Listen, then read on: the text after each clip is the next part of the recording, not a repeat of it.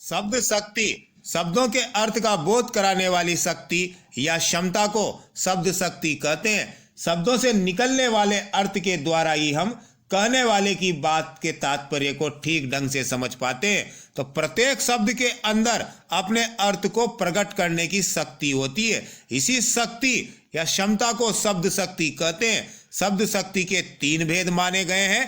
पहला अविदा शब्द शक्ति, दूसरा लक्षणा शब्द शक्ति और तीसरा व्यंजना शब्द शक्ति।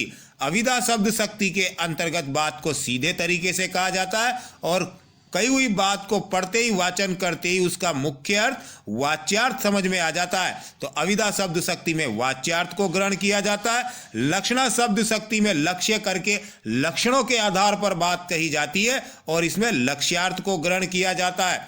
व्यंजना शब्द शक्ति में व्यंग्य के ऊपर बात कही जाती है और अन्य ही अर्थ निकलता है और इसके अंतर्गत व्यंग्यार्थ को ग्रहण किया जाता है। अविदा शब्द शक्ति जो कहा जाए वो ही अर्थ निकले, यानी अविदा शब्द शक्ति में कही हुई बात का सीधा सीधा अर्थ निकलता है। सीधा अर्थ यानी मुख्यार्थ, मुख्यार्थ को ही वाच्यार्थ कहते हैं।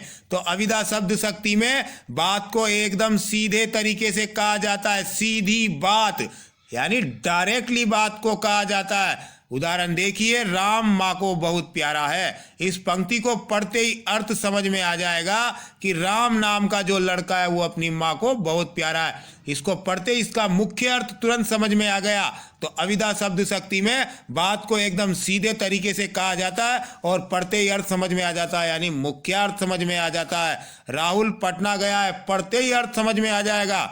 छात्र प्रतिदिन व्यायाम करते हैं। इस पंक्ति में बात को एकदम सीधे तरीके से कहा गया है। सीधी बात जहां की जाए वहां अविदा शब्द शक्ति होती है। मोर नाच रहा है, यहां पर भी बात को एकदम सीधे तरीके से कहा है। जहां बात को एकदम सीधे तरीके से कहा जाए वहां अविदा शब्द शक्ति होती है। सीधी बात, नो बकवास, तो अविदा शब्द शक्ति। लक्षणा शब्द शक्ति जहां लक्ष्य करके बात को कहा जाए, यानी लक्षणों के आधार पर बात को कहा जाए, वहां होती है लक्षणा शब्द शक्ति। और लक्षणा शब्द शक्ति में लक्ष्यार्थ को ग्रहण किया जाता है क्योंकि बात को लक्ष्य करके कहा है। तो लक्षणा शब्द शक्ति में टेढ़ी बात की जाती है, बात को टेढ़े तरीके से कहा जाता है।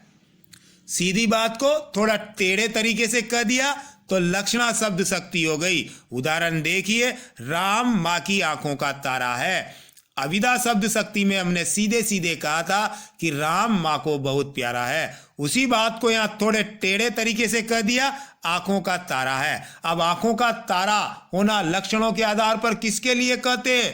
बहुत प्यारा होने के लिए। तो इसको पढ़कर अर्थ समझ में आया कब? थोड़ा टेढ़े तरीके से, यानी इसका लक्ष्यार्थ निकाला, तब लक्षणों के आधार पर अर्थ निकाला आंखों का तारा होने का, तब अर्थ समझ में आया। तो टेढ़ी बात है।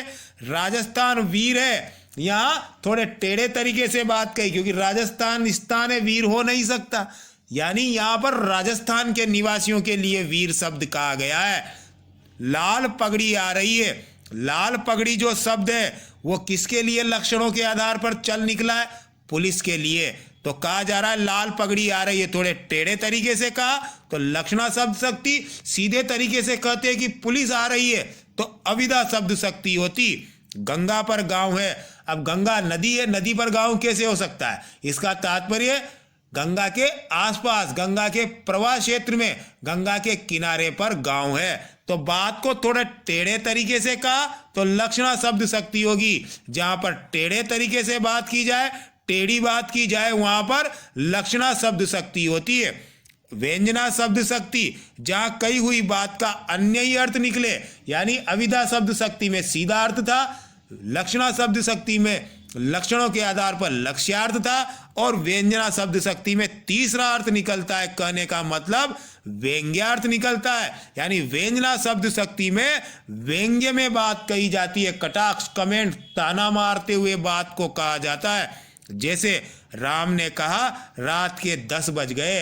अब इस पंक्ति का सीधा अर्थ यह निकला है कि घड़ी में 10 बज गए, लेकिन यहां पर राम का तात्पर्य घड़ी के समय को बताना नहीं है, बल्कि इसका अन्य ही अर्थ निकल रहा है कि रात के 10 बज गए, यानी हमें सो जाना चाहिए।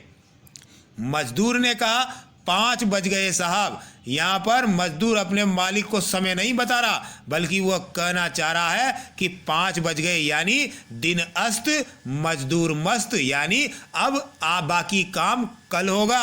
सूरज सिर पर आ गया है, इसका मतलब बहुत देर हो गई है, बहुत धूप निकल आई है, दोपहर हो गई है, यानी बहुत लेट हो गए हैं, बहुत देर हो गई है। यहाँ पर व्यंग्य के आधार पर बात कही है, अन्य ही अर्थ निकल रहा है तो व्यंजना शब्द शक्ति होगी।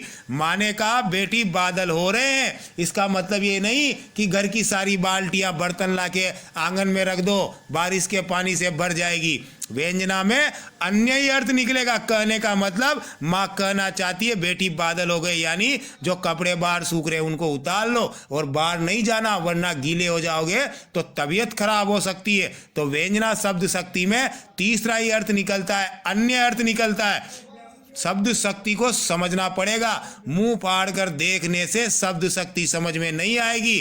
तीनों शब्द शक्तियों को हम ट्रिक के रूप में आसान तरीके से आपको समझाने की कोशिश करते हैं। शिवाजी वीर थे, यहाँ पर सीधी सीधी कहा गया है कि शिवाजी वीर थे, तो ये हो गई अविधा शब्द शक्ति। इसी बात को थोड़े टेढ़े तरीके से कह दिया, शिवाजी शेर थे। अब शिवाजी तो क्या है, मनुष्य है, और शेर क्या है, जानवर।